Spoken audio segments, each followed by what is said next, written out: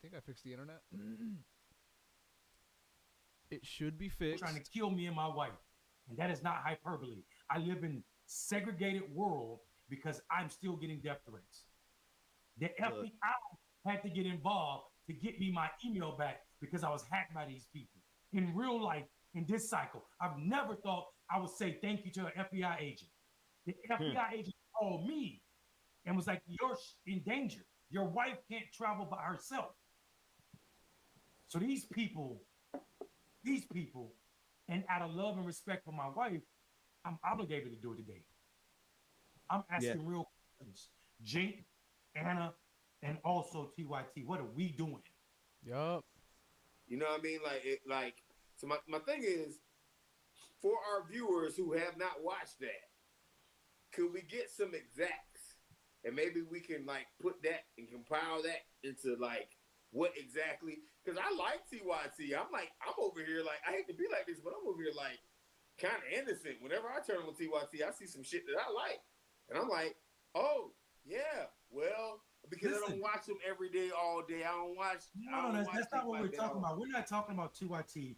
I mean, there are great progressive ideologies on TYT, right? Generally speaking, yes.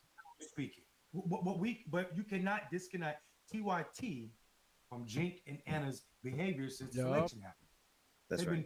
So this is specific talking points that these ain't talking points, but they doing videos, creating content, talking about, well, I met one person who changed my heart. He's a Trump voter. And he wasn't I don't care about that, dog. We know what's going on. There have been real thought leaders, people who are professors at college who White Rural Rage was written this election cycle. And those brothers who wrote that, two white professors from the University of Maryland and other spaces, and yeah, so let's just leave it there, who articulated what it means to be a Trump supporter. I'm not okay with it, dog. And I think this idea that saying or calling white supremacy is equated to calling yourself closed-minded is wrong. We don't want TYT to be closed-minded. Where's the energy you had before the election outcome? Why now is it not okay to call fascism fascist? Fuck fascist. Why now is it not okay to call these people who won't even question or saying that J6ers are heroes? Pussy ass Jank and Anna. And hostages. Why is Mondale, okay? and Anna, Anna's doing this though, Anna's father going. Anna's leading the way in it. Hang on, I don't pull up a. Wow, bro, really? I didn't hear enough of what she said. What did she say? There you go. Just being on Glenn Beck is different. If you're going Glenn Beck and cussing his ass out, talking about individuals. And I'm not trying to make up for nobody. I'm just listen, Marcus, listen. All right. Here we go. In reality, we're talking about individuals whose politics is mostly based on, some fringe issue or some cultural issue that they have. It's not just that they care about that issue, it's that they've taken that issue and they've made it part of their identity, the core of who they are. Mm-hmm. And it's almost like what you would expect from religious zealots, and so there's a fundamentalism involved in the way that they treat these issues, and there's no room to negotiate. There's no room. She's talking about the left. To maybe consider the thoughts and concerns of individuals. And so as they become more and more kind of like authoritarian in what they demand, they are pushing people away. And they're calling us, the left, authoritarian, and we're pushing people away for wanting trans people to have rights and gay people to have rights. How does this make any fucking sense? How are you pro-Palestine, you fucking evil bitch? There are some issues in which the rights of one group might actually end up conflicting with the rights of another group, depending on what type of legislation you're pursuing. And so, of course, this has come up with the trans. So she thinks that pro-trans legislation is hurting women somehow.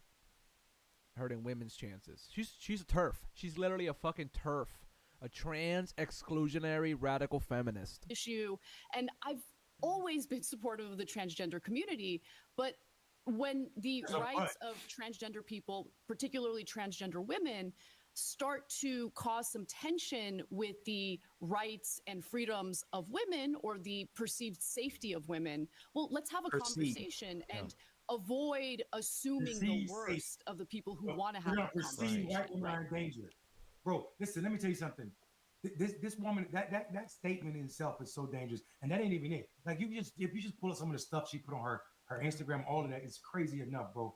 I am disgusted with this willing to play games and the fact that they're saying that we are zealots, we are religious zealots on the left. Come on, bro.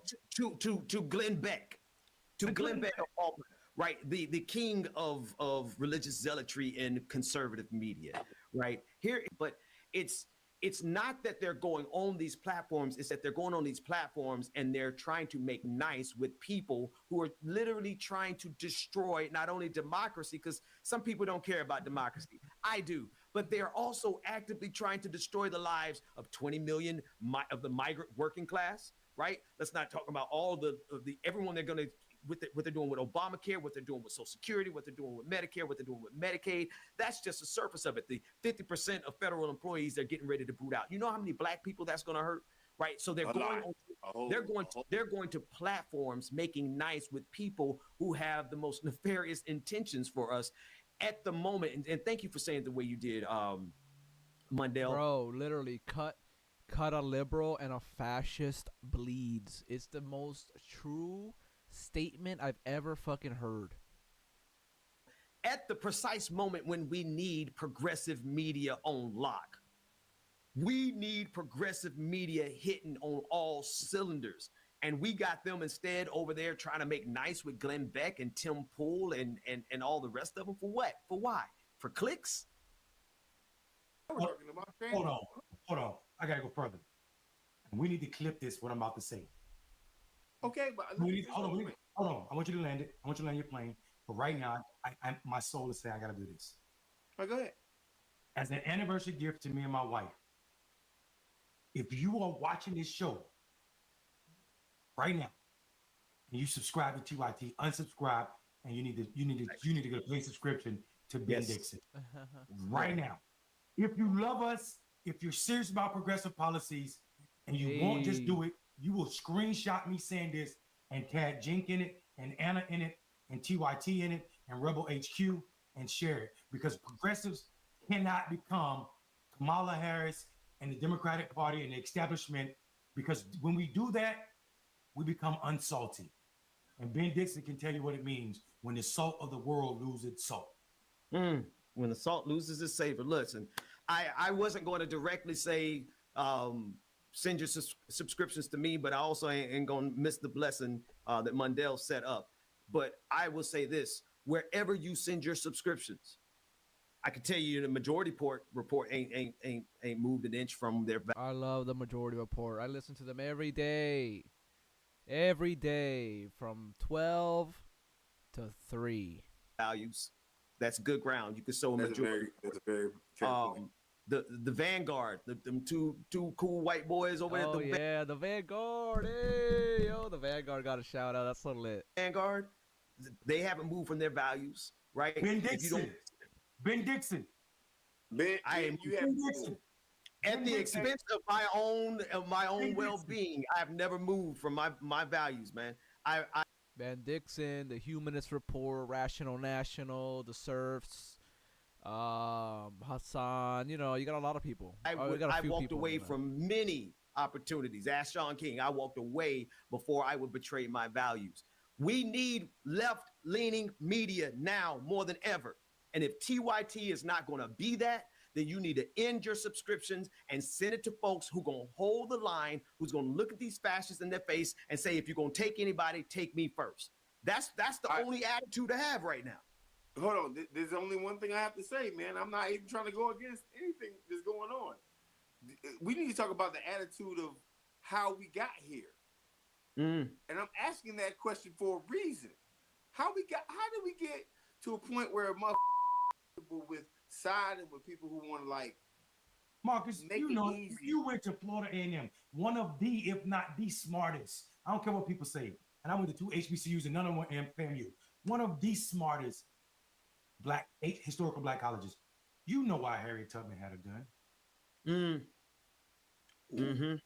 Damn.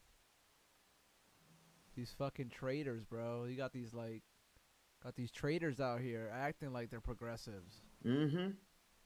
It won't just be white folks. It won't just be it was for them Negroes that was supposed to be running with us that were willing to go back, but their feet were hurting. Oh yeah, no, Bastard got chicken cooking tomorrow. Look, because think about it. If you really, thank you for setting it up just like that. Think about it. Like her one gun wasn't going to do a whole lot against all the white guns that would have came up against her. But you know what it did? It solved the problem of them Negroes who was a problem trying to get free. There's always going to be a subset of us, whether it's in the black community, we got them in the black community. The same folks who sold us out on the west coast of Africa in the first place, same folks who sold out Harriet Tubman in the first place. All these people in our history, they in present today. Hold on, Ben. I'm busy right now. Hold on, Ben. I'm busy right now. Do you, Ben? I'm asking you questions directly. Mm-hmm. Do you have a paid subscription like TYT, a website where people can go? Because it's timeout. I'm saying I'm calling timeout, and people should know I have no financial gain from Ben Dixon. I get no money from Ben Dixon. I do get money from TYT. Do you have a website where people can go for get subscriptions? And we need more from you. We need more content. We need you putting up more progressive voices. It is time out for people that are willing to sell us out. We got to tell them, not on our watch. Amy Goodwin can't do it by herself. Democracy now is not enough. It's not enough. Subscribe. Patreon. I'm over it. I'm over it.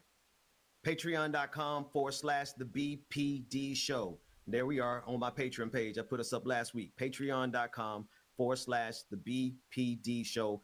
And I mean, listen, high key, you're gonna get some high quality stuff. I can't lie to y'all, man.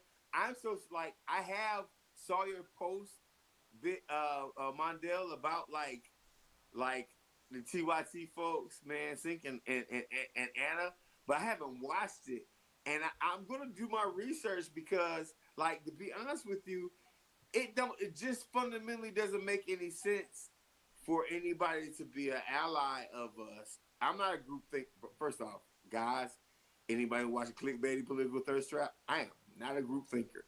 I think on my own as a grown ass man, right?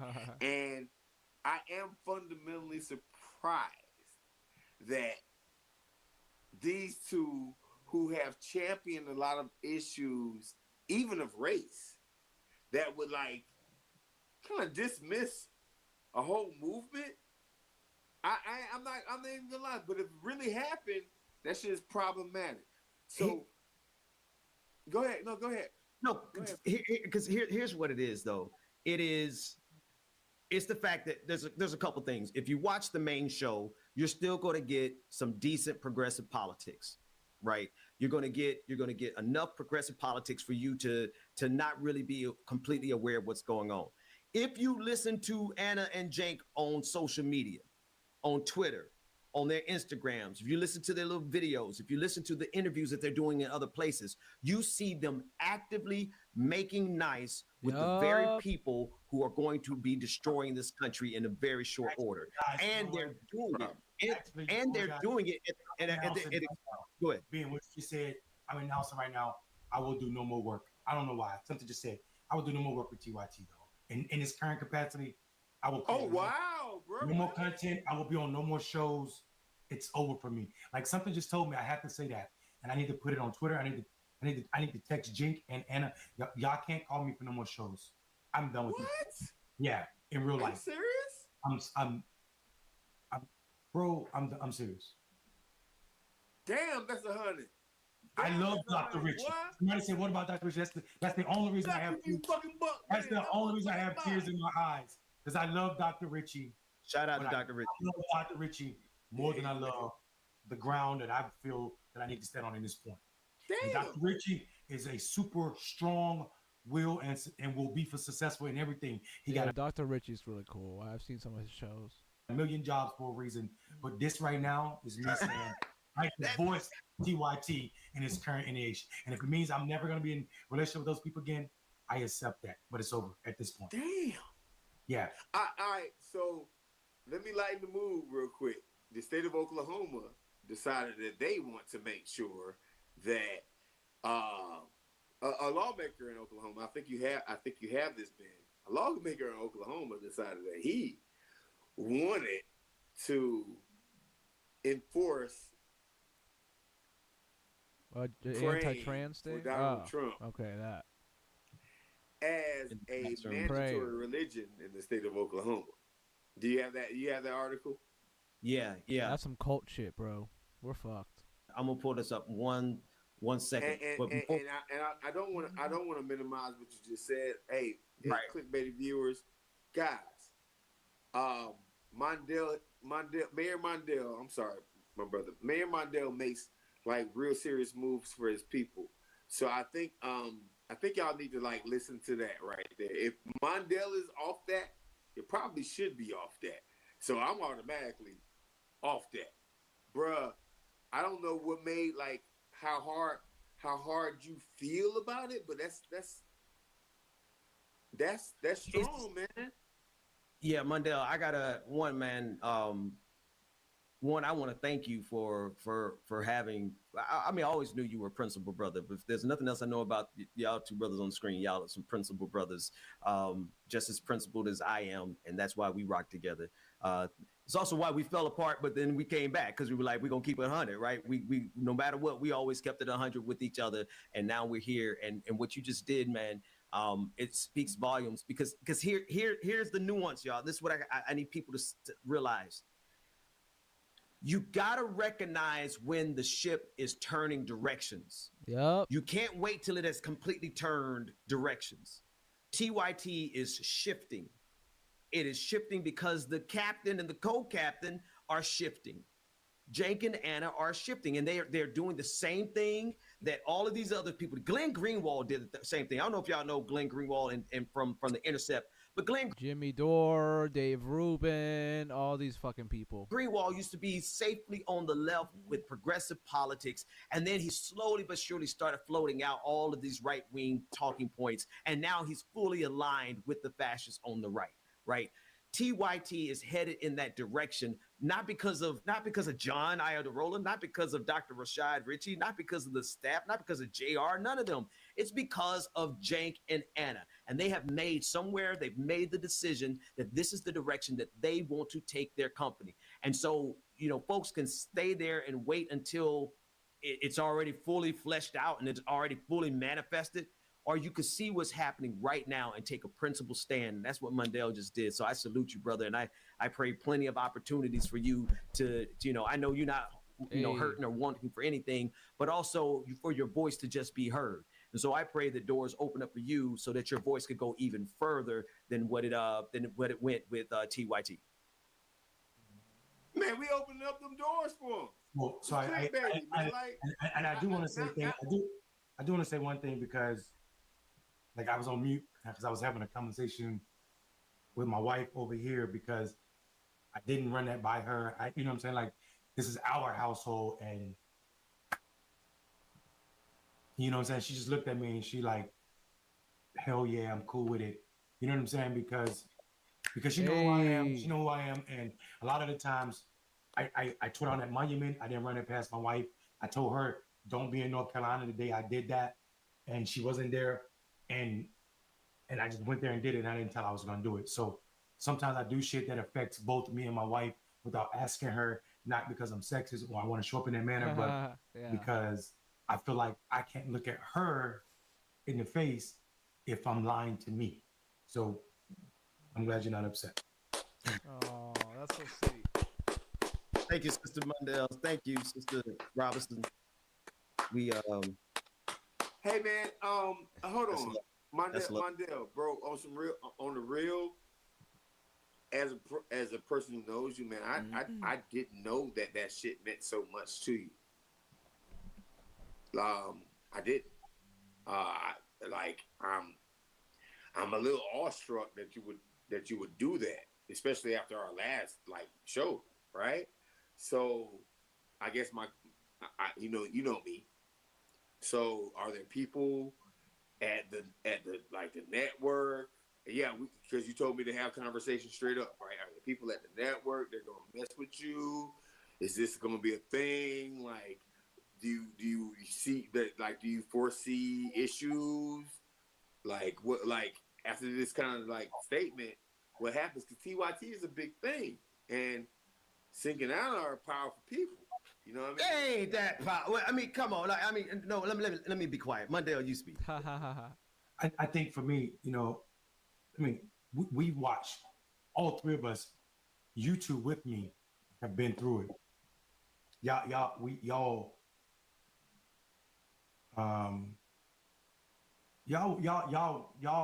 there through COVID, through all that stuff, and I mean, somebody's probably gonna say something. Somebody at the internet, they're gonna have something to say. All of them, you know what I'm saying? And there are people over there that I have relationships with, right? Rashad Richie, they're on the screen right now, actually. JR, John, and Francesca. But at what expense? Damn, that was crazy, bro.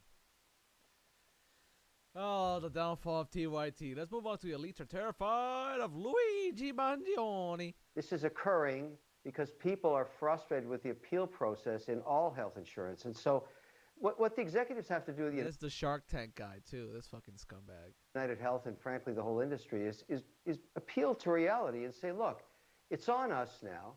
We understand you're unhappy. I mean, this murder, this assassination is horrific. There's nothing good to be said about that, and there's lots of problems with it. But at the end of the day, what it's leading to is the frustration of the users of healthcare, and everybody's affected by healthcare. They should be coming out now saying, look, we get it. We have families too. We're people. We have children. We care about what you think about, and we're going to automate this process and make it better or do whatever they have to. That when you appeal a case, it's not a delay situation. And if you have a valid claim, you get paid out. That's what insurance is supposed to do.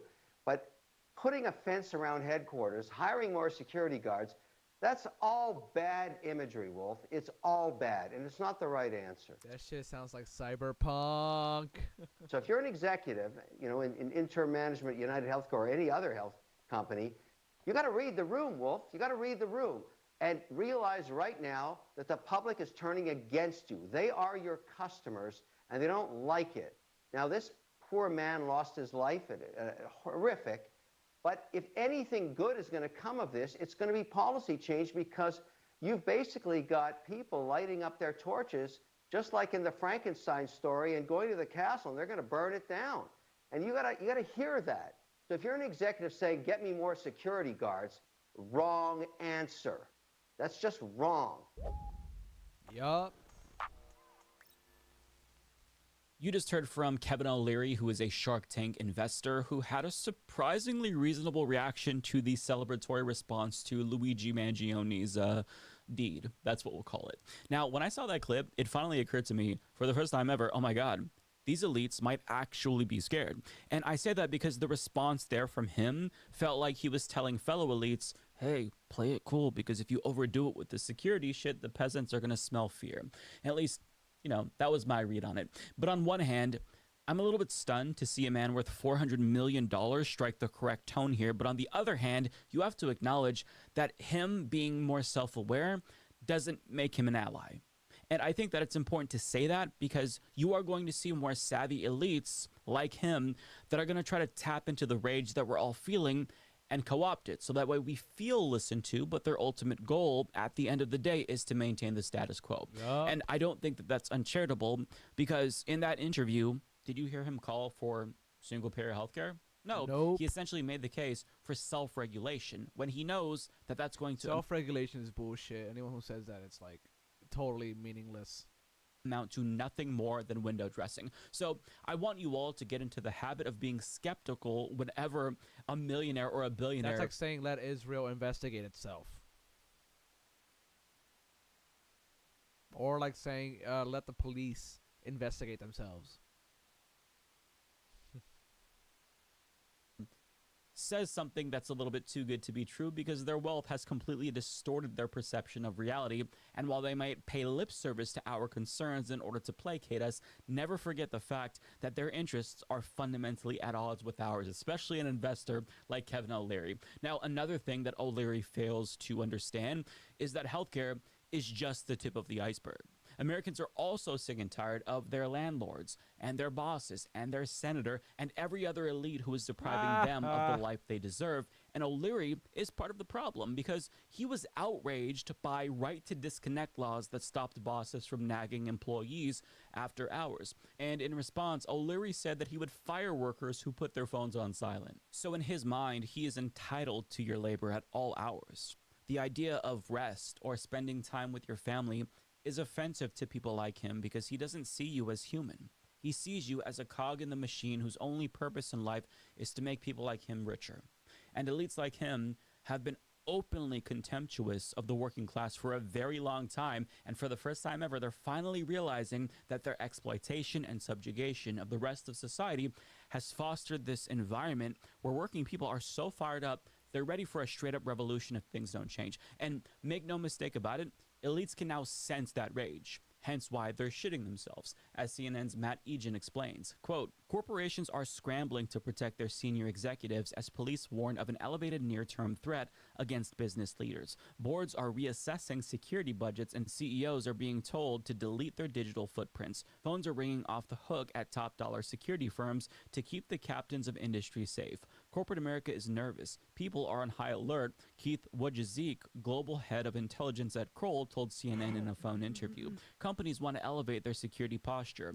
Healthcare is the target now, but who's next? One executive at a major bank told CNN that the United Healthcare CEO killing made plain the risk facing senior leaders in corporate America. Quote, the big learning is that if you want to kill someone, you can kill them. It's really scary but true, said the executive who spoke on the condition of anonymity. It seems crazy that we're just figuring this out. It is crazy that you're now just figuring this out because corporations have been doing this to Americans for decades. You guys have been killing people, so yeah, you can just kill people, and you all are the main culprits who do this the most. Now, aside from additional security expenses that insurance companies in particular are paying for, they also remove the names of top executives from their websites because they think that a copycat might do to them what Luigi Mangione did to Brian Thompson. And their fear isn't necessarily unfounded because all of a sudden wanted posters with names of CEOs have been popping up across New York City. And here's some more details. CEO wanted posters have been seen around the city as fears grow that copycats could target other corporate executives. Well, Jim, there is a real sense of nervousness and even fear in C-suites really across the country. They're increasing the number of security personnel and the amount of technology in offices and even in the residences of executives. They're urging That's a funny meme. People put in wanted posters of like CEOs. Executives to delete their digital footprints, including stuff like the floor plans of their homes and any information that's out there about where their kids may go to school. And they're also enhancing mail screening. And to be clear, the wanted posters and the fear of copycats, that's not the only thing that scares them. I think the popular sentiment, that is what really shakes them to the core, as well as the lessons that they see regular people taking from this. I mean, for years, we've been told that if we want to affect change, we've got to vote. Well, if we voted and things continued to get worse, we're told by politicians to just vote harder. But we keep voting and things keep getting worse, to the point where a third of the country doesn't even bother to show up because they don't expect their votes to make a difference. Now, after the shooting happened, people see how CEOs have been more terrified of a revolt from the peasants than they've ever been of any politician. People are making a mental note of that fact. Let's go! Change now. And implicitly associating violence with progress now, which should worry elites. For example, health insurance companies like Blue Cross Blue Shield reversed the evil decision that they made on the day of the assassination of Brian Thompson, by the way, to limit anesthesia coverage to customers. Not because of some regulatory threat from politicians, but because the executives were worried of a different Luigi Mangione who would come for them next, or perhaps a Mario, or Luigi Mangione's Waluigi. The point is, people are making a mental note of all of these things. They're realizing, oh, voting didn't affect change, but that did.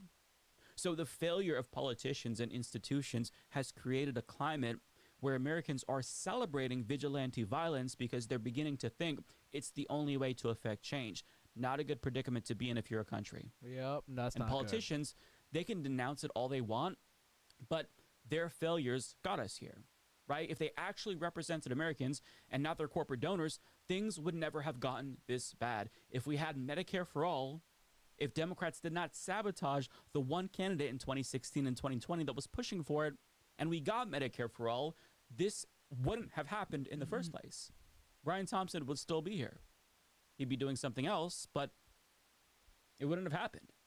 So if politicians actually listened to voters and gave them the change that they wanted and have been demanding for decades, we would not be where we are right now. So they have nobody to blame but themselves. And the shock from pundits and politicians over the response to this story is so fucking tone deaf to me, because what did they expect? You can only distract people so long with celebrity gossip and video games and Netflix and bullshit like that. But at some point, things are going to get so bad that those distractions no longer keep people satisfied. And we're starting to reach that point. Think about it. Crooks on Wall Street crashed the economy and destroyed people's lives, and not a single one of them went to jail. Nope. On top of that, studies show that regular working class Americans have no impact whatsoever on policy outcomes. Only elites and wealthy interest groups do. We have reached the point where wealth concentration has surpassed Gilded Age levels. And as normal Americans struggle to get by and live paycheck to paycheck, they see elites like Kim Kardashian post about their lavish lifestyles while complaining about the peasants not wanting to work. There's only so much people can take before they become so enraged that they break out the pitchforks and want to burn the whole fucking system down. And we're reaching that point. So I know the politicians and pundits are trying to tame the angry masses right now by humanizing Brian Thompson and pointing out how he had a family too, but those old propagandistic tricks just aren't going to work anymore. And for the first time in a really long time, Americans actually feel empowered. And they are relishing in the fact that these CEOs are shitting themselves right now. And I've got to say, one of the few people who actually seems to legitimately get it is comedian Bill Burr, whose response to this story was actually really cathartic to see. You know what's annoying me about this kid who killed this CEO is none of these news programs are talking about the incredible lack of empathy from the general public about this because of how these insurance companies treat people when they are at their most vulnerable, after we've all given them our money every fucking month, and now we finally need you, and all you do is deny us. And then these pussies and all of these things are taking the pictures of their CEOs off their websites. You know, I got to be honest with you, okay? I love that fucking CEOs are fucking afraid right now. You should be. By and large, you're all a bunch of selfish, greedy fucking pieces of shit, and a lot of you are mass murderers. You just don't pull the trigger. That's why it looks clean. That's why these people look, oh my God, oh, he was just, you know, walking into a hotel. It's like, okay, well, what was his job? What did he do? What was the results of it?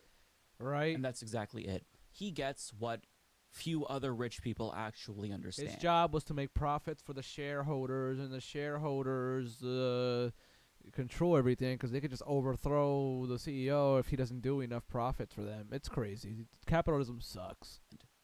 That this rage is wholly justifiable. You're not a bad person if you're sharing edgy jokes about the healthcare CEO and praising Luigi Mangione. This stems from a place of rage and abuse that you've experienced at the hands of these CEOs. And, you know, the fact that so many people are speaking out and getting backlash, I think it demonstrates that there's this fundamental disconnect between wealthy people and working people, or I should say most wealthy people, right? And that's why there's this backlash. Look, this week I've done multiple videos about the backlash that other people have received in media, in particular. Ben Shapiro. He has a conservative audience, and they weren't buying the bullshit that he was selling. Pod Save America, they have a liberal audience, and they also received a lot of backlash because their tone was incredibly condescending and patronizing and just tone deaf. But guess what? It also happened on The View, who tried to scold people for celebrating the murder as well. So let's just watch a quick clip of that. Murder's bad. Murder bad. Voting good, murder bad. No shit, bitch. We know that. Okay, let's get that straight. And it doesn't seem like a lot of people go bankrupt. 500,000 people go bankrupt in this country every year because of healthcare issues. It doesn't seem like an American idea that only rich people can afford to be sick. And yet it is an American idea. Yeah, but some people assign if you don't feel a little bit of glee or that you're out of touch or you don't understand. And I'm sorry, but at the lowest low, this is not the way I was raised. My heart is not allow for this. Check in with your minister, check in with your parents, check in with someone. Because if you in any way feel this was the answer, you need to look at yourself. The one takeaway we should have, well, the two, this is wrong, and now there are going to be kids who don't have a father on Christmas Day because the CEO was killed. And yeah. How about like the millions of other kids that were affected by the fucking company? Just in case you were wondering, that video got more dislikes than likes because that commentary right there is so patronizing. They actually think that they have the moral high ground when they're effectively caping for a serial killer but don't even realize it. They're able to empathize with the rich CEO, but they can't fathom how sad it is that his victims also had families that can't be with their loved ones on Christmas because of that CEO. So they might be stunned by the lack of empathy for Brian Thompson, but make no mistake about it, they also lack empathy. It's just that they have no empathy for working class Americans who've been victimized by that CEO, right? Now, every time people like them or Pod Save America or Ben Shapiro clutch their pearls, they make it apparent that their wealth has blinded them to the reality of working class people. They don't see it the way that we see it. And if you're an elite who happens to stumble across this video, let me just show you this art here from Hollow that pretty much sums up our view. A health insurance CEO denying a claim that ultimately results in death is no different than an assassin who pulls the trigger. The paperwork and the suits and ties and this facade of legitimacy doesn't change the outcome.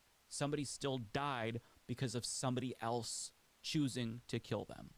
That CEO has more blood on his hands than the most notorious serial killers in history.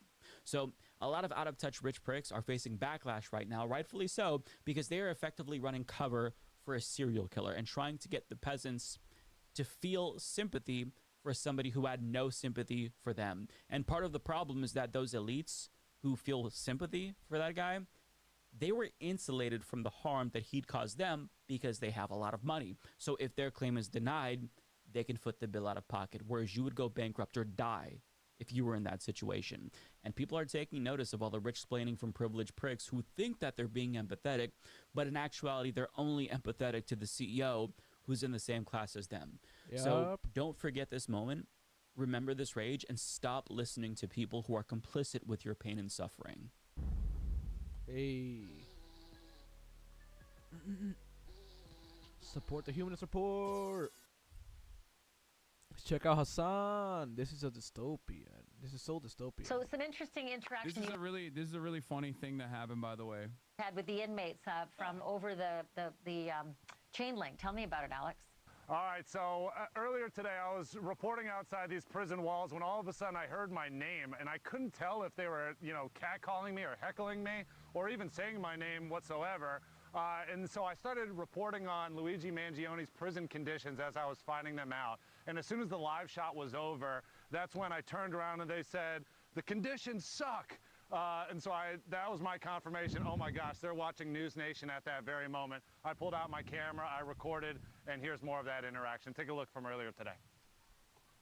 Luigi's conditions suck. Free Luigi. Ashley, they're going nuts in there right now watching this video on playback. This was just from a few hours ago, and here they are, 10 o'clock as promised. They said earlier today, tell Ashley Banfield that Luigi is watching at 10 o'clock. I mean, obviously, that's just a hard roast at this point because they're not near Luigi in any way, as confirmed by the Department of Corrections earlier today. Can I ask you a favor? Can I just ask the guys, if they can hear me right now, to answer yes or no very loud? Does Luigi have television in his single cell? No.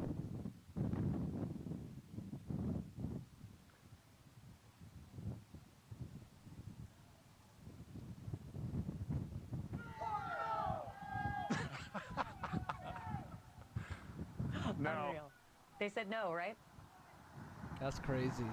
Obviously, we have a little bit of a delay, but they're getting. They're crazy. getting the questions, and they're giving us the answers. So Luigi does not have. This is so dystopian. It's very creepy to watch this. They're like, it's like it's like caged animals. It's really fucked up. I'm sure the imprisoned in this situation, I mean, they feel probably somewhat happy that they're humanity is being recognized because they are able to communicate. But it is crazy. Like when you just like pull yourself out of the situation for a moment, it is so dystopian, dude. Having said that, however, I am reminded of what Jesse Waters was fantasizing about the other day, saying, "Oh, if Luigi doesn't get the death penalty, I'm sure they'll handle him in prison." How out of touch are you with the average? Yeah, this fucking loser. This dude took the air out of his like this lady's tires. And then he eventually started dating her because he's a creep and a weirdo. He popped her tires just to be able to talk to her. Person that you Sleep can't with even her. comprehend that like this dude is not going to be treated as a bad guy in prison. He's not going to get the chomo treatment. He's not going to get the child predator treatment in prison. Like why the would they kill them? I suspect that the broad majority of people in prison come from very dire financial circumstances, which means that they most likely have immediate family members who've been over by the same healthcare providers. Investigations say the ghost gun the suspect was allegedly carrying when he was arrested matches the shell casing found at the shooting scene. Senior investigative correspondent Aaron Katersky is here with more. Good morning, Aaron. Good morning to you, Michael. The evidence really does seem to be falling into place now against Luigi Mangione, and the problem for authorities at the moment may not be the case, but how the suspect is being perceived.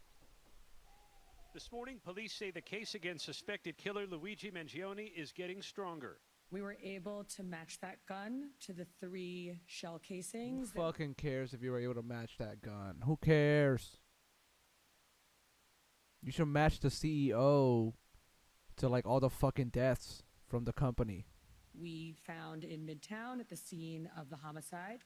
Investigators also say they've matched Mangione's fingerprints to prints lifted from a water bottle and granola bar wrapper found near where United Healthcare Chief Brian Thompson was gunned down. The 26-year-old remains locked up in Pennsylvania, challenging his extradition to New York. Prosecutors are undeterred. You confident you have the right guy in the shooting of Brian Thompson? Well, I'll start by saying obviously this is a profoundly disturbing, as we've alleged, murder. I should have never saved District Attorney Alvin Bragg in Walking Dead. At the time, I thought he's going to put Trump behind bars, you know? Boy, was that a mistake. I didn't know he was in Walking Dead. That's crazy. Okay. And yeah, I mean, we would not charge the person if we didn't think it was the person, and we're prepared to go forward. Investigators have started interviewing relatives, hoping to understand how a high school valedictorian and Ivy League graduate from a prominent Maryland family became an accused killer. His grandfather was a self-made millionaire real estate developer. The family owns a resort, country clubs, radio stations, and donates to healthcare companies in Baltimore. The Damn, son. Mangione Aquatic Center at Loyola University is named for the family. They had a lot of clout and have a lot of clout to this day. Thompson's murder prompting backlash against the healthcare Yo, rich people eating rich people. and insurance industries. The NYPD is alarmed the alleged killer is seen by some as a martyr, inspiring these wanted posters outside the New York Stock Exchange with the names of other corporate executives. A new law enforcement bulletin obtained by ABC News Yeah, they're going to arrest people that even post those posters, by the way, for sure. Because there's so much of it out there, I don't know if they can go after every single person online, but they'll try to pick some people and make an example out of them that, no, you can't be saying shit like that. Now, what's really interesting about this is putting out like terroristic threats against trans people or whatever. That doesn't put you directly in the ire of federal law enforcement or law. No, you can say stuff against trans people. You can say stuff against like black people, Hispanics. You can say you can threaten like gay people. All that stuff's okay. Just not rich people, not rich CEOs. Please stop it. They make our jobs. They make our jobs. Enforcement at all. As long as you are directing your anger at those who have less than you, you're good. If you're Tom Cotton, you can openly call for Black Lives Matter protesters to be gunned down. If you're Tom Cotton, you can call directly for climate change protesters to be ran over or to be taught. Of course. And like homeless people. Oh, you can just go around murdering homeless people. Like their life value is 0 to our government. It's insane. off the side of a bridge if they are pro-Palestinian protesters or blocking traffic. No censuring there, no nothing, No, no of course not. repercussions whatsoever. God forbid you put a poster up of publicly available information. You can be libs of TikTok and encourage actual bomb threats over and over again. Doxing Yup, and that's putting okay. Random working class people in harm's way because libs of TikTok has decided that a teacher is bad for being queer. That's not unacceptable at all. As a matter of fact, that's very acceptable and good. You should do more of that. But God forbid you post a photo of something that's publicly available, a photo of a CEO. Oh, you can't do that. Please, for the love of God, don't turn the crosshairs up at people at the tippy top of society. Don't. What are you doing? Keep fighting amongst yourselves. Also, manufacturing consent machine going brrrr. We're going to look at these incredible articles real quick. The way that mainstream media is now also trying to, reel back on how excited the broad majority of Americans were on this, or at least how little they cared about a healthcare CEO dying because of their immediate family members. Many of the employees I've talked to share the public anger, which New York Times might realize if they bothered to talk to anyone outside of management. Yeah. Health insurance workers fearful amid public anger after slaying of CEO. If you're actually a health insurance worker at a lower level, if you're a pencil pusher, if you're a paper filer, you probably get f***ed over by your healthcare company too. You probably have family members that have been f***ed over by your healthcare company. So you probably understand. I wouldn't assume that you have a real interest in like defending your upper management, let alone your bosses. But of course, New York Times has to make it seem like this is a universal problem for all working class, the sympathetic figures. They understand that there is not a lot of sympathy for the CEOs, so they have to universalize it to say like, no, you don't understand. He's like these doctors that are fearful now, these nurses that are fearful, the random paper pushers, the random paper filers, the pencil pushers. Those are the fearful guys. They're going to get killed. The difference, however, is that if someone who's in customer service was outed, doxxed, persecuted, and murdered by a vicious person who has also been hurt by the insurance industry, you wouldn't have this kind of press coverage. Well, it's literally just because it's a rich fuck. You might now, just so they can say, oh, look, see, they're going after everybody. But in the past, there would be no such interest in that sort of thing. There would be no bridges being shut down. There would be no manhunt for multiple weeks because you're just a worker. You're worthless. The media would not go out to bat to defend you. And even if they were to do it now, the only reason why they would do it is to defend the likes of other Brian Thompsons. And for the record, it would be completely unacceptable if someone were to do such a thing. Just so you understand, I'm not joking at all. CEO wanted posters have been seen around the city as fears grow. I love that they censor the face of the CEOs like this publicly available information. Yeah, dude, people will have no idea who the CEOs of companies are now. Why do that if you don't think that it's like a broad majority resentment? If your opinion is of the mind that these guys are heroes, they're profit makers, and that's a good thing, they're jobs providers, who do you think is going to see that and do anything mean? There's also this growing concern about the risk of a copycat, both because of the positive reaction that this has gotten online and also the level of attention that this suspect has received. And New York Police Department intel report obtained by CNN's John Miller said that the online reaction to the killing may signal an elevated threat facing executives in the near term, with the shooting itself. Yeah, maybe if people were serious about this, they examined where this anger and resentment was coming from. I mean, this spells societal collapse, and it seems like everyone is more predisposed with defending the... Yeah, this is like some the collapse of Rome shit. This is like the stuff you see towards the end of an empire.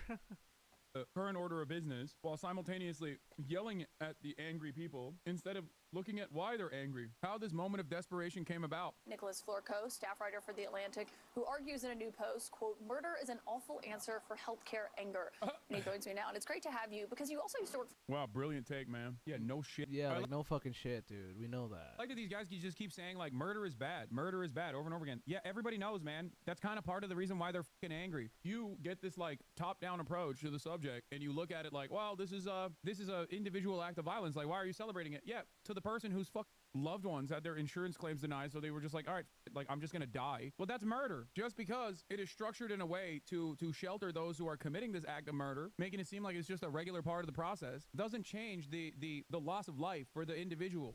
My entire yeah. Well, anyways, we have a lot more like Hassan to go, so let's just skip to Irrational National. With her head in her hands, Brianna Boston learned she would be held in jail on $100,000 bond. Well, this story is absolutely insane. A 42-year-old mother of three is behind bars on $100,000 bail and facing up to 15 years in prison over an empty threat That's such bullshit because like rapists and shit only get like $50,000 like around there bail. made to a health insurance company at the end of a call. So I'm going to get to the details of the story, including a clip from a local news report. I'm also going to get to what the New York Times is doing right now, which is amazing, as well as a clip from the United Healthcare CEO, a recently leaked clip, and MSNBC's coverage of that, which I found encouraging, at least the coverage of it. But first, here is this story. This is out of Florida, in Lakeland. Lakeland woman threatens insurance company, says delay, deny, depose. So she ended a call to an insurance company with the words delay, deny, depose. And then they arrested her on a $100,000 bail. That's so fucked up. Fuck Florida, yo. Fucking shitty ass state. That shit should. Oh my god, I wish we could do like the Bugs Bunny thing. You guys know how Bugs Bunny.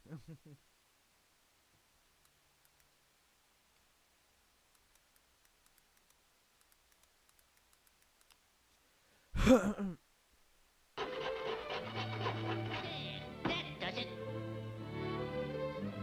South America, take it away.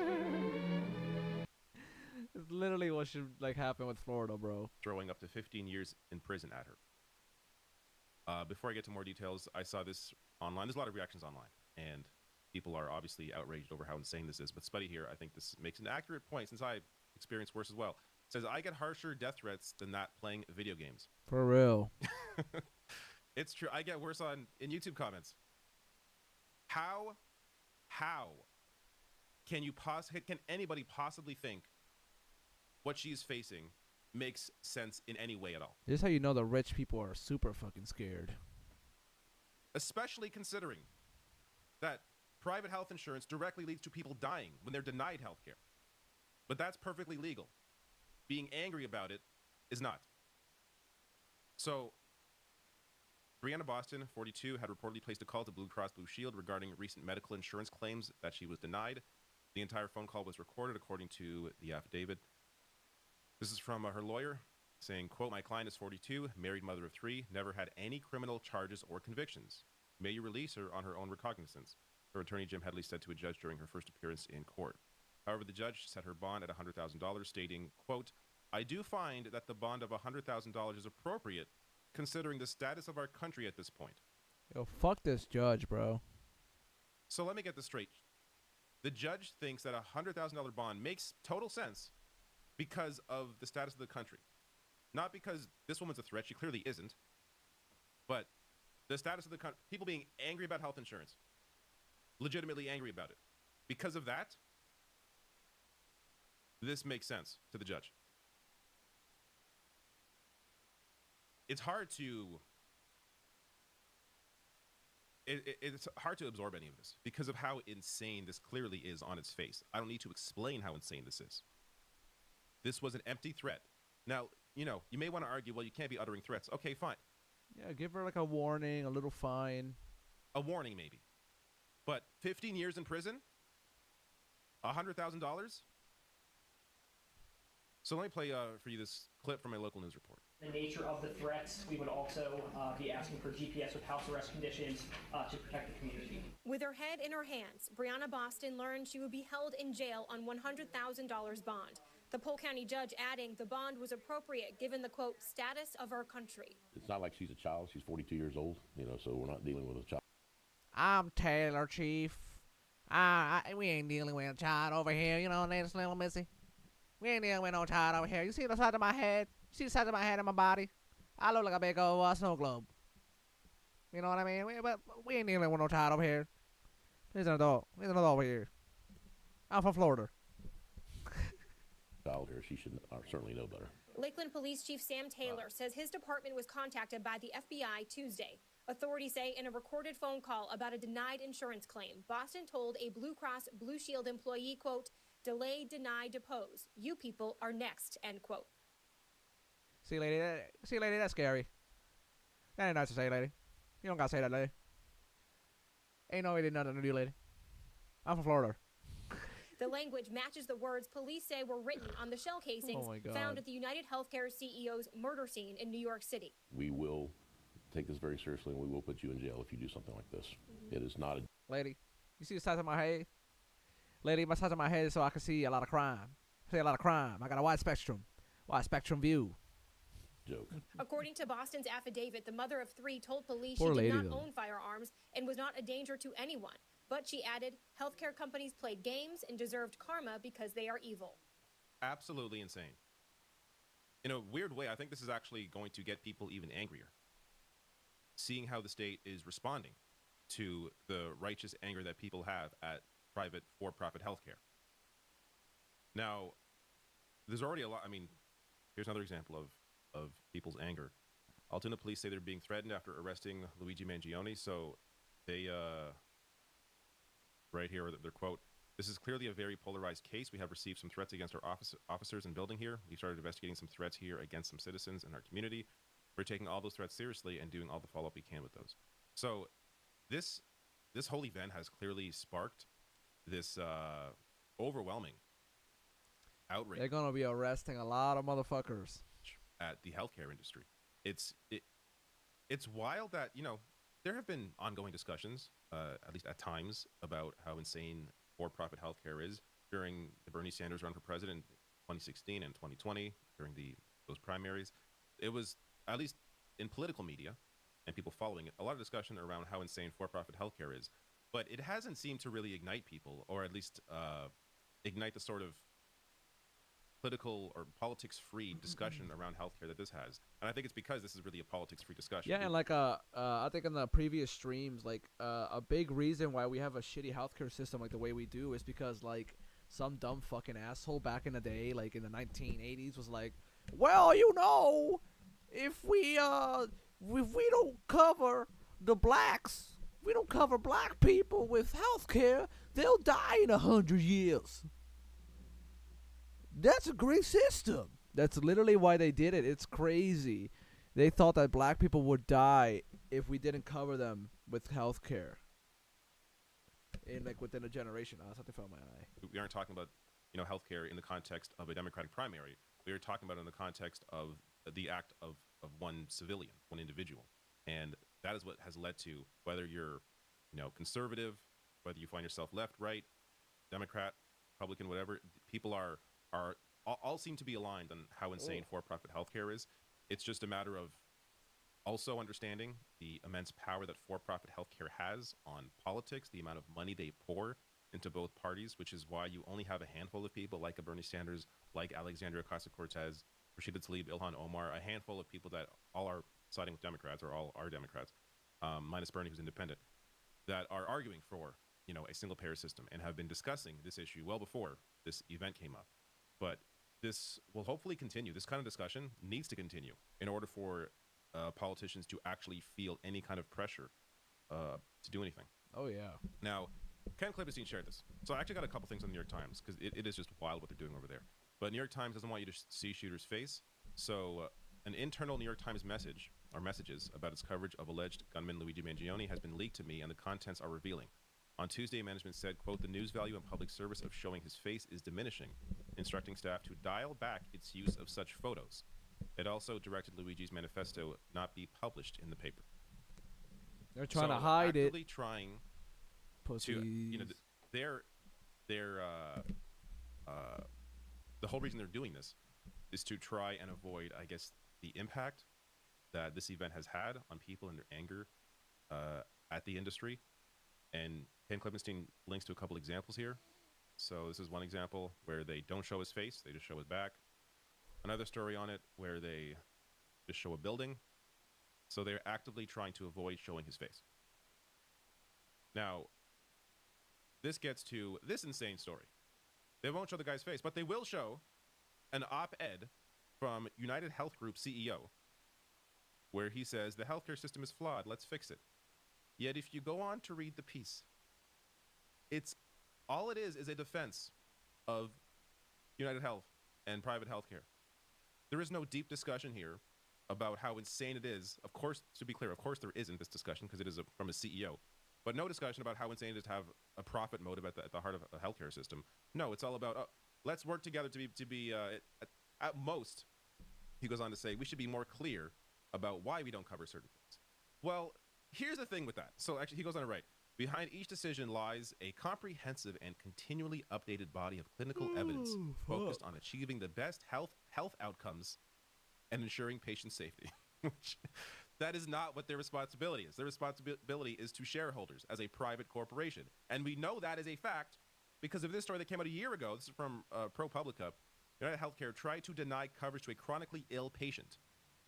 And the patient sued them and was able to find internal evidence showcasing that they were hiding the help that this man needed because it was not beneficial to their profit or to their profit motive. So they go on right here. At one point, court records show United inaccurately reported to Penn State and the family that McNaughton's doctor had agreed to lower the doses of his medication. So they lied. They're lying about a doctor telling them that they need a lower medication, even though the doctor didn't say that. Oh my God, just to save money. As a way to lower the doses of his medication to save them a few bucks. Another time, a doctor paid by United concluded that denying payments for McNaughton's treatment could put his health at risk, but the company buried his report and did not consider its findings. So their own doctor was like, what are you doing here? This guy needs the help. But they buried his report because, again, it did not benefit their bottom line. They did, however, consider a report submitted by a company doctor who rubber-stamped the recommendation of United Nurse to reject paying for the treatment. So they found who they could to approve what they wanted to actually do, which was reject this man's health care. And that is the recommendation that they approved, while disregarding other doctors' findings. And not to mention, lying about how much he should be taking for his medication.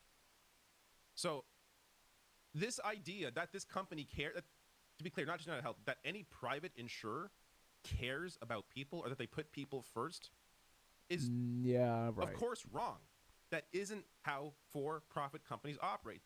They have a fiduciary responsibility to their shareholders. And in fact, on that point, MSNBC discusses the leaked clip from United Healthcare, and watch their discussion on it as well. I'm encouraged by seeing reports like this from places like MSNBC because you don't normally see this kind of coverage, at least this kind of consistent coverage on healthcare or criticism of healthcare. But here it is. As you mentioned, United Health Group. This is their CEO, Andrew Whitty. This is an internal video that was leaked to journalist Ken Klipperstein. Take a listen. We're going to make sure that we not only acknowledge and honor that legacy of Brian, but we will continue it. Our role is a critical role, and we make sure that care is safe, appropriate, and is delivered when people need it. And we guard against the pressures that exist for unsafe care or for unnecessary care to be delivered in a way which makes the whole system too complex and ultimately unsustainable. It's the idea of unnecessary care. If you need anti-nausea medication because you can't keep food down, that seems to me to be necessary care, but they're still saying no in cases like that. These gentlemen have something called fiduciary responsibility. That means they have to, of course, return as much money to their shareholders as possible. That's their legal responsibility, just like as journalists, your responsibility or my responsibility is to tell the truth and inform people. So if people are paying them a premium to pay for their insurance, and in exchange for that premium they're getting care, the company is going to make the most money for shareholders by providing the least care. So to them, it makes a lot of sense to determine things that are unnecessary. This is why the debate over healthcare is over. Yup. There is no debate. If you get into any discussion where someone's like, oh, sure, it sucks here, and for-profit healthcare sucks, but would you want to wait in long lines in Canada or the UK or whatever? First of all, you have lines too. I don't know why Americans, at least some Americans, conservatives, Ben Shapiro, pretend that healthcare is great. Yeah, we have wallet biopsies. Healthcare actually is great in the U.S. if you are wealthy. Of course it is, because it's a for-profit system. It's a system that is designed to benefit the wealthy. But if you're, the average person, it's not, because again, we are talking about a system where wealth is prioritized. People argue, oh, but there's rationing in universal, single-payer systems, or the UK system, a proper public health insurance system. There's rationing. Yeah, rationing based on need. Yep. In the U.S., you have rationing based on wealth. Wealth. I guess it's up to you what you prefer. Would you rather a system where the wealthy get great health care and everyone else is a crapshoot, or would you rather a system where need is prioritized? Now, again, I've discussed before, there is no perfect healthcare system. We all got our, gaps, issues. But if you were to ask me, do you want the for-profit American healthcare system? Hell no. Or do you want Canadian healthcare. Yes. I'm going to stick with Canadian healthcare. healthcare. Because even though I've had my issues with Canadian healthcare, they are nowhere near the issues that I would have under an American system. And I know that based on the reactions alone. Even I've been, I'm someone who I've discussed healthcare and American politics for 10 years. Even I was surprised by the overwhelming reaction to the events regarding, Brian Thompson. Oh, yeah. Because it's, even though I was well aware people are angry about the healthcare system, it's been amazing to see just the unanimous anger. Part of I think the surprise for me was just that the anger didn't seem like it was there as much during the Democratic primary in 2016 or 2020 when. All right, Rational National. Thank you so much, buddy. We Bernie was talking appreciate about your Medicare for all. video. And while he was Subscribe. going I'm in support, subbed. the votes were not there to win those primaries.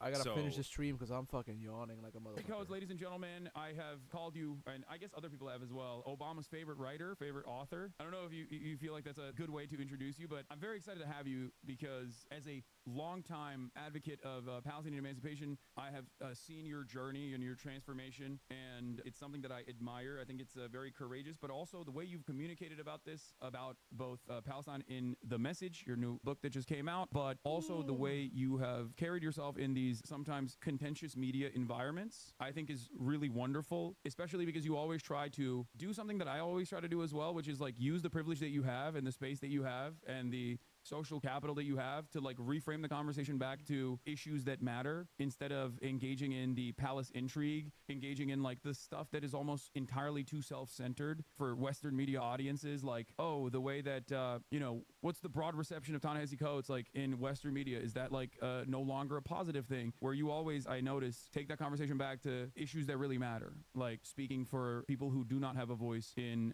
the Western media landscape. And even if you have like a meta-analysis or a meta-conversation about the lack of visibility for Palestinians in Western media, you still oftentimes, I feel like, recognize that you're not the perfect person to be having these conversations. And that in and of itself is a problem as well, that like there is no Palestinian visibility, like direct Palestinian American visibility in mainstream outlets in the same way that it exists for people who are pro-Israel. Anyway, I talked a lot. Sorry. It is what I do. I do have a tendency to do that. It's the privilege of having a show. I'm fanboying a little bit, and I'm not very good at this sort of thing, but I wanted to start off with your own personal journey, very famously about reparations, making a case for reparations for Black Americans, and you used Israel as an example. So let's start off there. How did that work for you? Like, how did you arrive at this initially? Yeah, I mean, what I'll say is I think like the challenge of writing is you have to draw a straight line when things are not necessarily always a straight line. And so I think it's really important that a couple things be acknowledged. I came from a community of activism.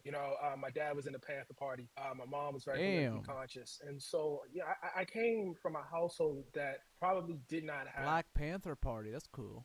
The most detailed understanding of what was happening in Palestine, but definitely understood themselves as Black Americans and Black people as an oppressed group, and saw that in Palestinians, and saw the Israelis, much as white Americans here were identified as the oppressive class here, saw the same thing in the Israelis.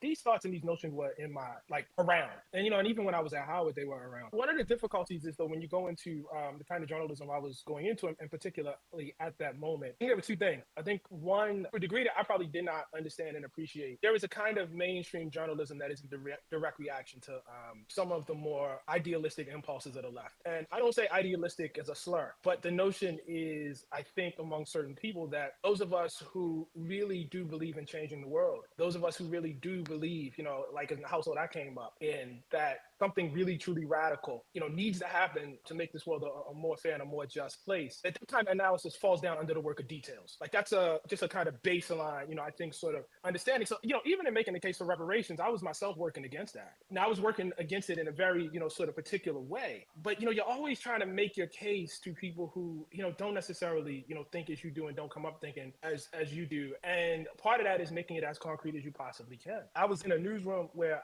there were no other Black editors and maybe one other Black writer at that point, but maybe also not. There certainly weren't any Palestinian American editors or writers. And if there were Arab American editors, I didn't know it. It's possible they were there and I just didn't, it went right over my head or whatever. But certainly no one who would have had an experience critical of or skeptical of Zionism except me, the one I had in my house, had hands on that piece of journalism. And so it was just a case, first of all, where, I did something that I advised, my writing students to never do in the message, and that is, you draw conclusions about something that you have not been sufficiently curious about. And what I would say is I was at that point in time, and I guess still am, working in a milieu where there was a kind of just default Zionism. This is not a thought out Zionism. It's not I have, developed strong notions or strong feelings, but it's the belief that there is a group of people in this world who have suffered some 2,000 years of oppression, and that somehow a state is justice to make up for that oppression, which is, the oppression is very, very real. I think the state as a kind of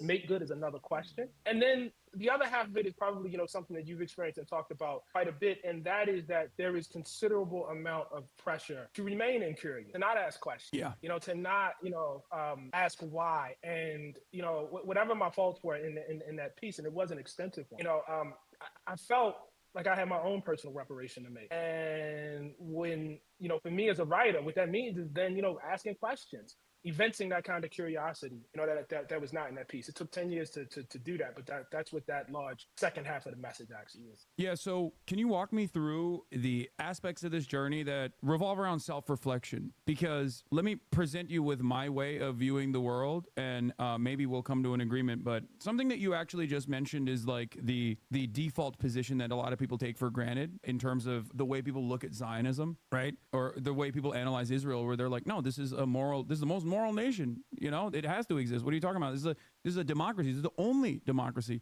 in the Middle East. Now, of course, the truth is very different than that, but a lot of people don't examine it because that's all they've seen, and they take that information for granted. And I think this type of social conditioning exists for bigotries of every sort, and it is a byproduct of the white supremacist systems that we exist under, in my opinion, where a lot of people, I think, take for granted white supremacist tendencies that they might have.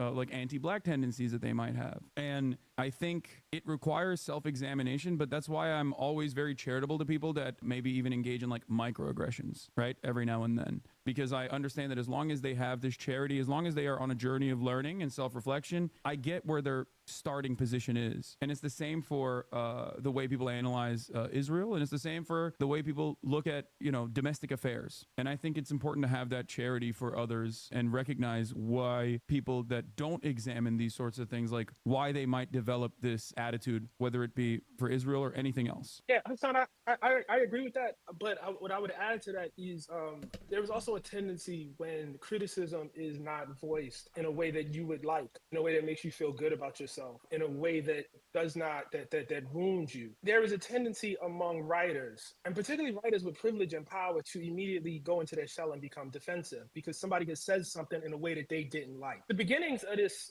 for me, in terms of the message, is not somebody politely pulling me aside behind stage and saying, I'm a huge fan of your work and I really love you and you're the greatest writer on earth, but you just did this one little thing. I got critiqued. I got yelled at. Was it fun? No. I think, if I'm not mistaken. Yes. She was one. But also, there was a professor who actually did the first thing I actually saw. I did see that, and that was, obviously, in that environment, was significant and important, and took quite a bit of courage. But my now friend, who wrote, I'm sorry, Nathan Conley, who's a professor at Johns Hopkins, who wrote, a piece very, very early on critiquing it. What I'm trying to say is, names aside, is I think more writers, when they see a group of people yelling at them, when they see somebody yelling at them, I think a lot of us could be less dismissive about that. You're right. I do think it's good to be charitable, but I also think, when you have power, when you have the ability, when you have, as I did at that time, the cover of the Atlantic, that's a lot of power, man. That's a lot of power. And so with that should come some charity from our part too. And I wish that was more evident. Yeah, I love the way you've navigated and so publicly navigated in this space, and the very fact that you have expended some social capital, I think, in this process. And I also do think that you understand, just as I do, and I'm a communicator by trade as well, that ultimately it's nothing it's nothing as far as like saying the truth and constantly working in pursuit of the truth, but also nothing in comparison to, I think, the daily experiences that Palestinians go through living under permanent occupation and apartheid and currently surviving a genocide. So I think it's, Hassan, what's up? Can I just very gently push back against this social capital thing if I could. So, like, I guess I feel two ways about it. I feel like I understand what you're saying, and I think it's true. But I would like, if you and your audience would understand something about me, and that is, I come from an experience where the things that it may seem like I would be rewarded for as a writer, most people just kind of don't care too much about. Most people who are in my life, most people who I love, most people who I, probably feel the most loyal to. I mean, they're happy, I'm being read by a lot of people. They're happy if I get an award. They're happy, if I'm on a certain show. But it is not how they ascribe value to who I am. And what I mean by that, or why I'm saying that, is those are the people to whom I'm accountable to.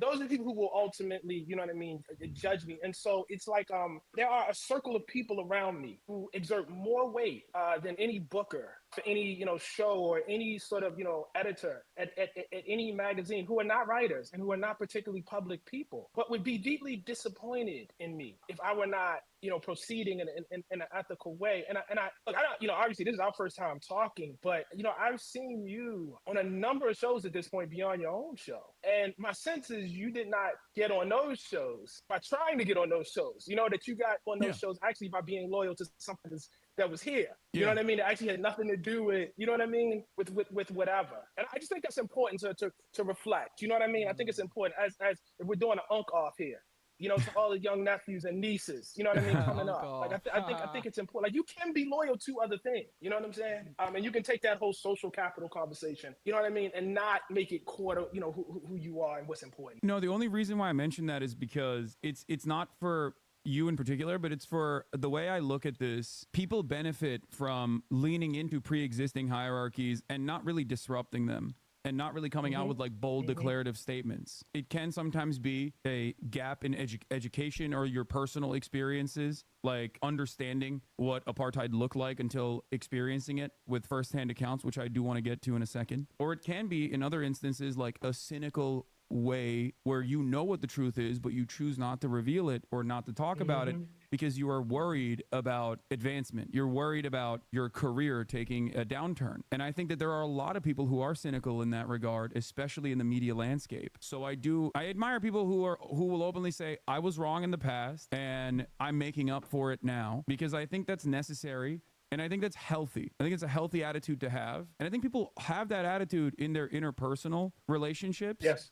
But the way they carry themselves both online and in the media landscape, there is no reward for it. And because there is no reward for it, and the reward is just simply saying the truth, right? But people do end up getting somewhat punished for it, and you only get rewarded if you double down on speaking, on telling an alternative narrative that you might even know is not entirely true. That's the reason why I am explaining to people that are listening that there is value here, and that's what I mean. Because like, if I'm going to be very real, if I'm going to be brutally honest, you could have continued never speaking about Israel ever again. You could have changed your perception. You could have changed your mind.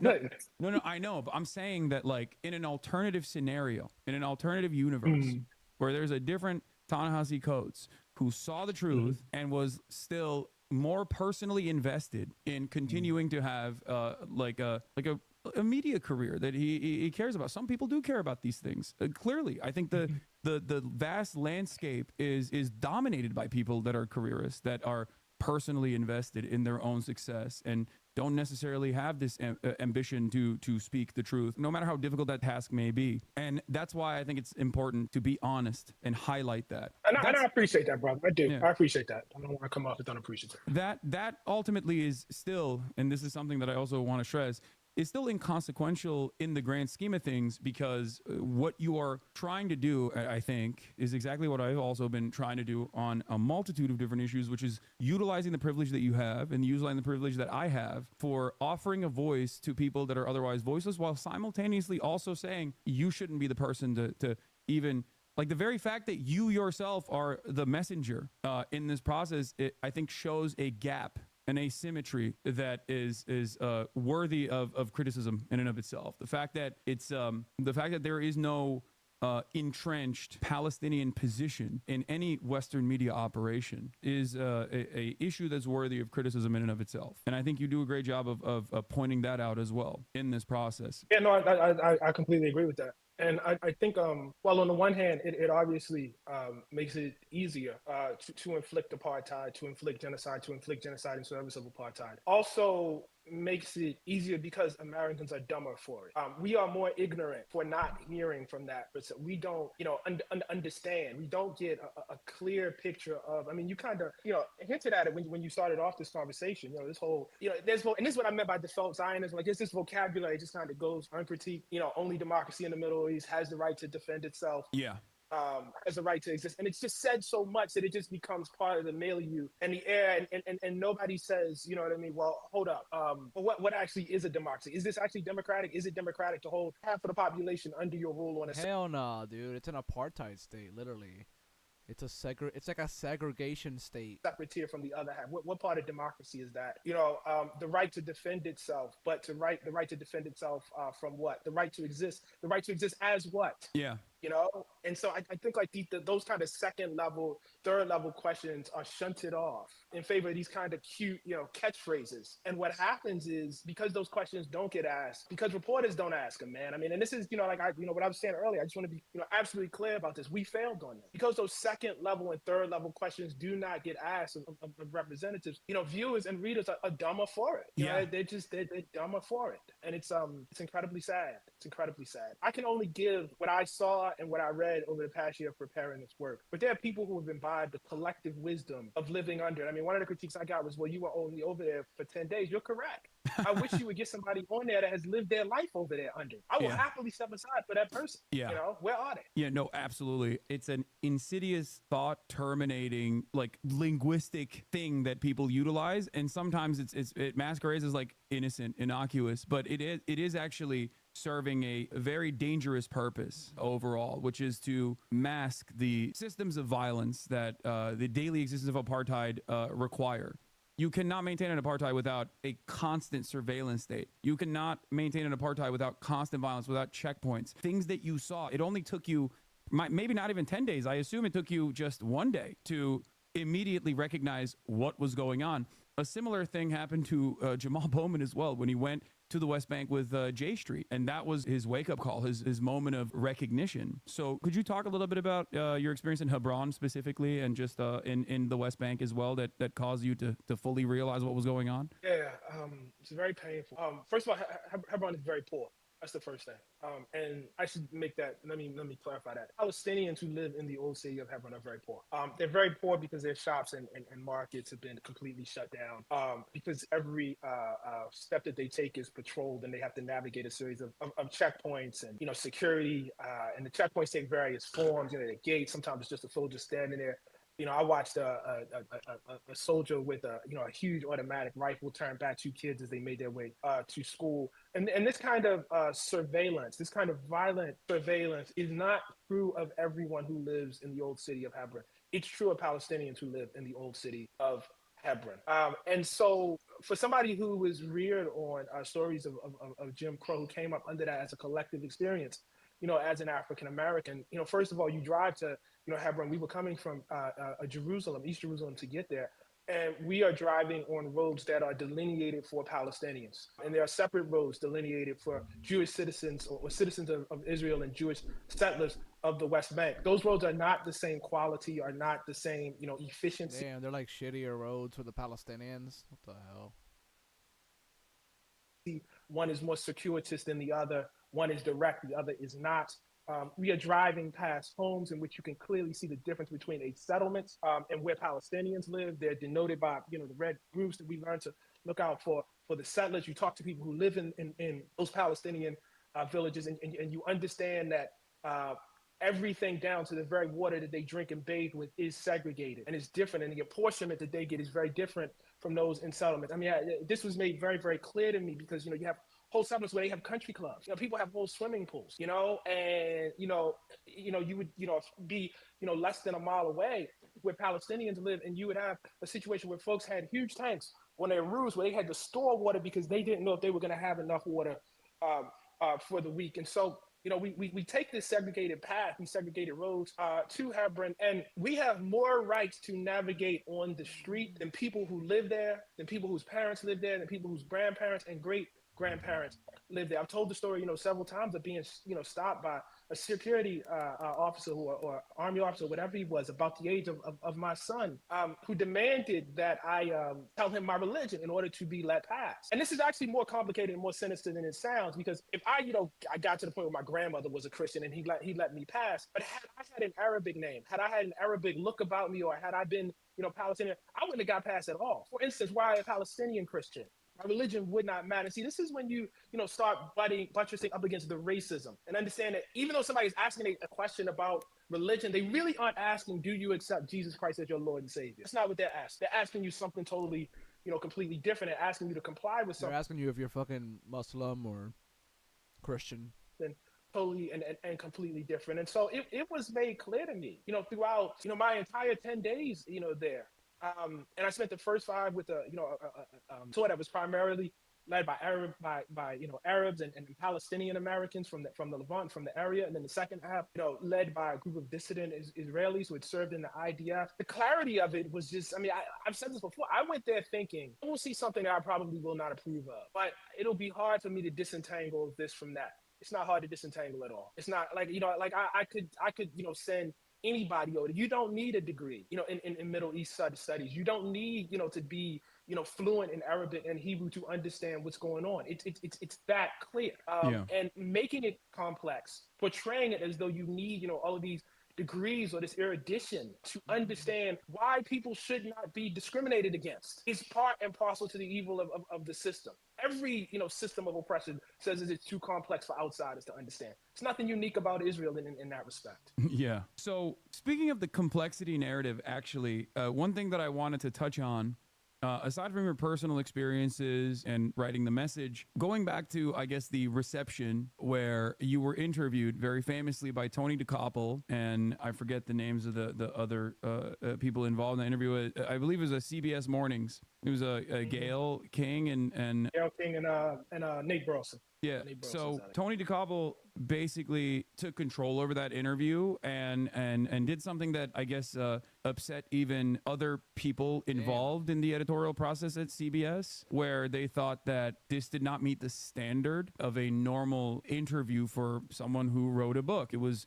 rather contentious and, dare I say, a little inappropriate, especially when Tony said something along the lines of, like, the things that you're saying in the book are things that you would find in the backpack of an extremist. Like, this is imagery that invokes a certain kind of attitude, and that you were saying things that were far too radical. When I read the book, I imagine if I took your name out of it, took away the awards and the acclaim, took the cover off the book, the publishing house goes away, the content of that section would not be out of place in the backpack of an extremist. Now, aside from that, and aside from like the additional chaos that unfolded internally at CBS, and I think that division between, I think, like younger members of the media versus older editorial staffers and executives at the highest levels of these companies, that exists in American society pretty broadly, and there's like polling to suggest that as well. Under the age of 35, you see a very different attitude towards Israel and Palestine versus over the age of 35. But outside of that, there's something that Tony utilized in that interview where he tried to get you to feel like you were biased or one-sided because you were not contextualizing the necessity of apartheid, which is a narrative that you hear so frequently in media,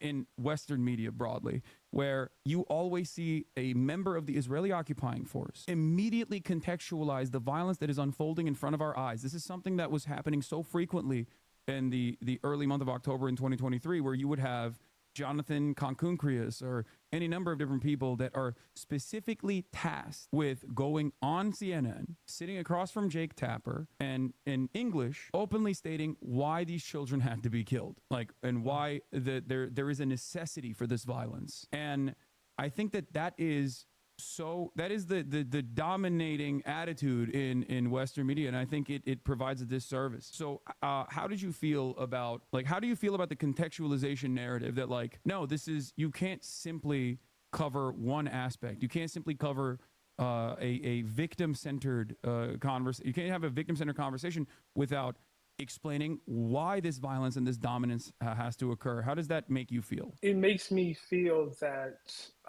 the ruling strategies and policies and governance of Israel have much more in common with systems of oppression than people think. I mean, to put it bluntly, I mean, people put that out there like to say, okay, this is why this is not apartheid, or this is why this is not Jim Crow. In fact, they sound more like Jim Crow than they imagine. People didn't say. Bro, Israel is literally a Jim Crow nation. Like literally, Jim Crow laws, apartheid, racism. It's insane. We need to segregate South Carolina or segregate Mississippi or segregate, Georgia because we are evil and we want to do horrible things to Black people. That's not what they said. They said, look at the crime rates here. Look at this. Look at what these people are doing. Look at how savage they are. They're going to do X, Y, and Z to us. They're going to do this. They had reasons. It's more complicated than you think. You know what I mean? It's not just black and white. That's what they would say. And when people came south and said, this is barbaric, this is horrific, they would say, you don't live down here like us. You don't understand the Negro the way we understand the Negro. That's the same thing they say to me when I go over there for 10 days. It's exact same. You don't understand a Palestinian like we understand a Palestinian. If we gave them a state or lived with them, they will kill us all and murder us. Same thing. They said, you don't understand. You don't live down here. You're not from here. You haven't spent enough time here. If you spent enough time here, you would understand why we have to lynch and kill these people. And it's a very, similar narrative, right now. It's not that everybody wants to be the hero in their own story. There's always a complicating, reason for why somebody has to, do something. But, I think for me, and this is very, very hard, I think, to get across. And I tried to get it across on CBS. There are things that I'm just against, period. And there's no context that'll make it okay. I'm against eating children, There's no context that's going to make me say, okay, what if they're delicious? How you would do that, right? right. No, there's no context. I mean, unless facetiously, like I've said, I said this on CBS, I'm against the death penalty. If you told me this person killed 1,000 people, I don't care. I'm still against it. So there is no thing you were going to tell me that Hamas did or that Palestinians did that will make me okay with apartheid. Nothing. Yeah. It's just nothing that, you know what I mean? That's a principle thing that cannot be put into context and then made okay. There is no context for slavery for me. Yeah. There's no context where it becomes okay. Yeah, no, absolutely. That is exactly what a lot of people try to communicate. And I think when you get into the weeds of things, even very educated people who have seen the violence or who have seen the apartheid and recognize it as such, like Ezra Klein, for example, at the New York Times, in your conversation with him, which I thought was fantastic. And I like Ezra. I think I've I have my disagreements with him, but I think over the course of years of listening to him, especially on the New York Times, I've maybe developed a parasocial relationship with him somehow. I get where he's coming from and I appreciate it, but in that conversation, I think you had a couple moments where you wouldn't let him get away with certain blind spots that he had. Again, it comes across as innocuous, and I think in Ezra's case, it is truly innocuous. I don't think he's ideologically saying I'm committed to liberal Zionism as a project, and that's why I think the West Bank is a separate thing than the broader practices of Israel.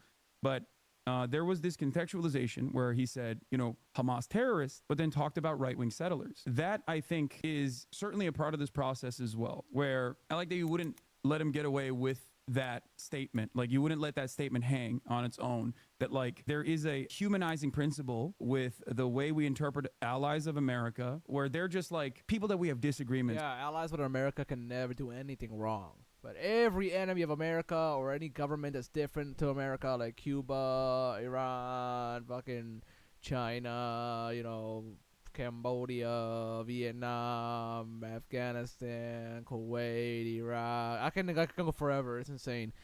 Brazil, any South American country, Venezuela, all these countries get fucked over.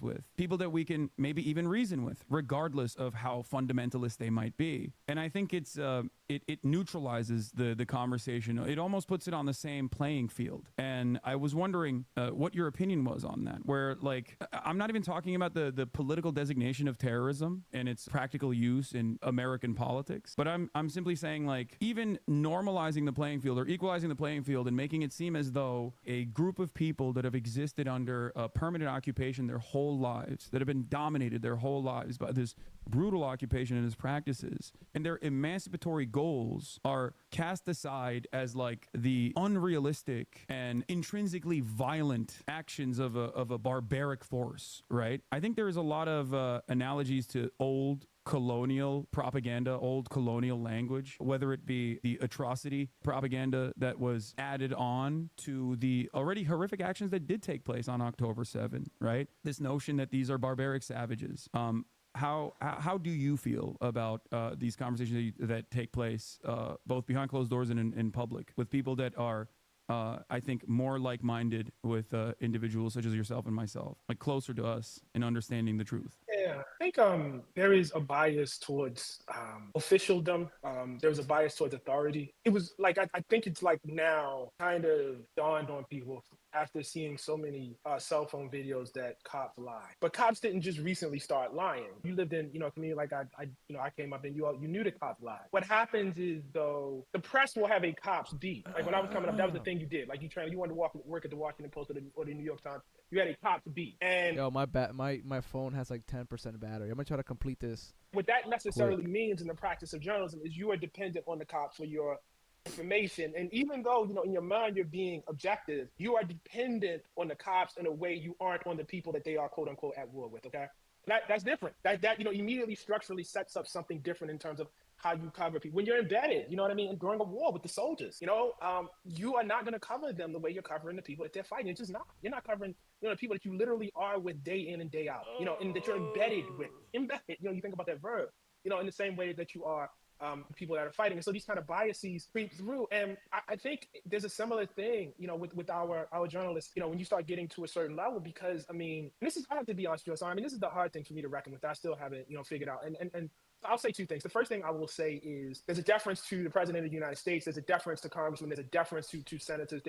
I am going to skip a little bit ahead because it's getting really late, bro. I'm dying, bro. Other voices for journalists. We'll go here.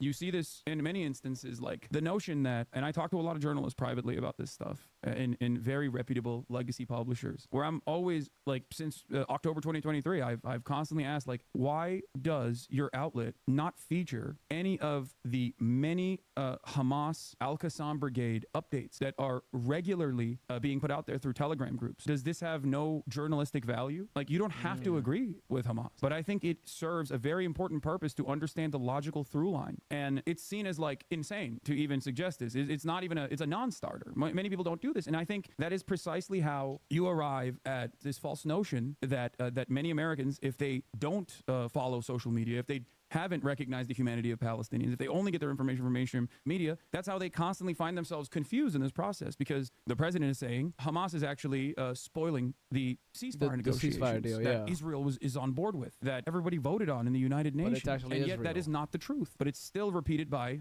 Anthony Blinken, and it's still uncritically reported on by mainstream sources.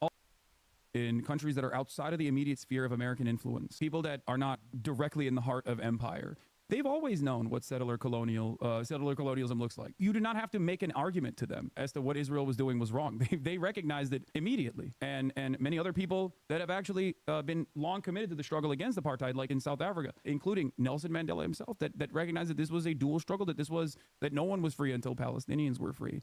Nelson Mandela also famously was on the terror watch list until 2008. Yup, for real. And I think the changes, however, is that people that, like the populations living in the Western world, especially younger generations, are shifting their attitude towards this. And I think that while change doesn't happen overnight, I do think that things are certainly changing for the better. So I do hold out hope, regardless of how devastating and dire the situation has been in Lebanon, and now even in Syria as well, where Israel has decided to bomb different Syrian positions and occupy parts of Syria as well in this defensive posture. It's always, like you said, security concerns. Israel security concerns trump everything else. Everybody has security concerns, We don't believe it when Russia says they have security concerns, and that's why they had to occupy Ukraine. That's a ridiculous argument. We don't believe the denazification narratives when Vladimir Putin is engaging in irredentist action. So why do we believe it when Israel presents that? as the exact same reason. And I think No, people see that. Sorry, go ahead. I wanted to add two things. First of all, like I do think you're right about the optimism. There has been a long, painful, lonely struggle waged by Palestinians in Palestine and Palestinians in the broader diaspora to get people to see. And it appears to be bearing fruit here in America. And so I do think that's a very positive development. We present ourselves as the kind of savior of the Jewish people. Like we fought World War II, stopped Hitler as he perpetrated a genocide and prevented him from killing more people. But our actual history is much more complicated. The fact of the matter is, even after World War, first of all, we got into the war because of Pearl Harbor. That's the first thing.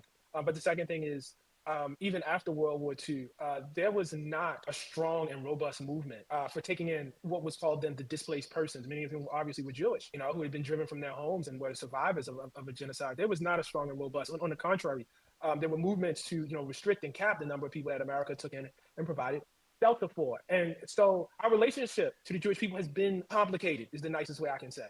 We are, this notion of us, as savior is complicated.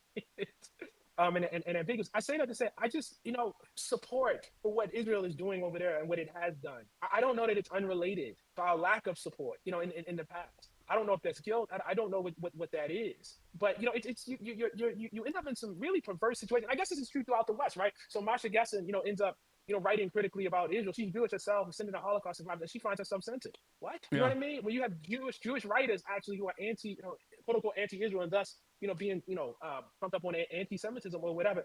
That, it's like, what are we actually defending here? What is actually being fought for here? Well, I think, like, aside from the possible, like, idealism of the situation, of the analysis, I think that my analysis on this is always going to factor in a materialist perspective. I think that it's Israel has throughout time and throughout history played. All right, let's get to something that you also have talked about that I agree with. That is, I think, correct. Is this isn't just Israel's actions. This is our actions, because Israel would not be able to exist in the violent ways that it does without our endless support. America, we are funding, we are aiding, we are embedding, we are doing all of this. We are helping Israel all the way. 69% of all weapons that Israel uses. That means it's our bombs. It's our targeting systems that are responsible for the killing. It's our tax dollars that are paying for it. It's the political capital that we expend in the global stage to consistently defend and to shelter Israel from worthy scrutiny, from any sort of legal repercussions, as a matter of fact. That's it.